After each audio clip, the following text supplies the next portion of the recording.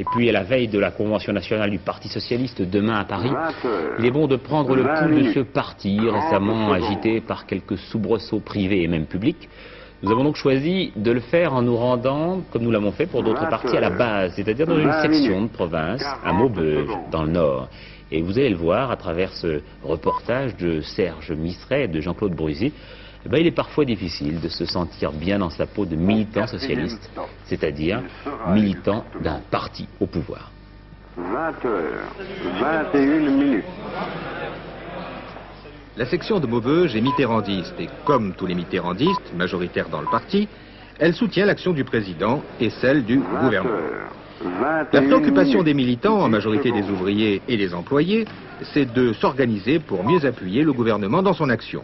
Oui, le parti doit retrouver un second souffle, disent-ils. Non, il ne doit pas s'épuiser dans des querelles internes stériles. Principal sujet d'inquiétude, la situation économique. 20h21. Il a fallu que ce soit les syndicats qui commencent à se battre en disant qu'il était anormal qu'on prenne l'argent chez les petits. Parce que moi j'ai des ouvriers qui travaillent avec moi et qui nous disent, bah oui, le gouvernement 1% sécurité sociale. Du temps Giscard, on faisait grève. Du temps de M. Mitterrand, on ne fait plus grève. On leur dit, on soutient notre gouvernement, c'est un fait. Mais ce qu'il faut savoir, comment on va tout enlever les 4 milliards de déficit. Où qu'on va les prendre maintenant. On est tous obnubilés par ça. Moi, je vous avoue que j'ai voté pour François Mitterrand, pas tellement pour qu'il résolve la crise économique. Moi, j'ai voté aussi pour autre chose. Moi, j'ai voté pour que la société évolue un petit peu, pour qu'il y ait une autre culture, pour qu'il y ait des rapports différents entre les gens. J'aimerais bien aussi qu'on en discute au Congrès. 20h22.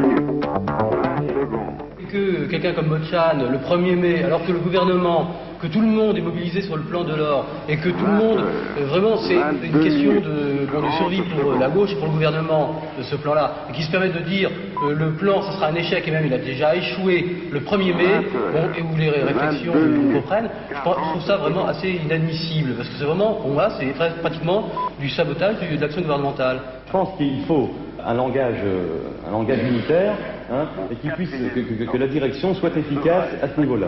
Parce que c'est plus possible maintenant qu'il y ait des camarades qui rentrent au bureau exécutif ou au secrétariat national et qui, 3 mois après le congrès, parlent un autre langage. 5e semaine de congés payés. Ça a été quand même une grande victoire pour la gauche. Télévision, ça a passé pendant 2 minutes. C'est vrai qu'au sein de l'ensemble des journalistes, un certain nombre présentent les faits de façon qui nous semble peu favorable à la gauche.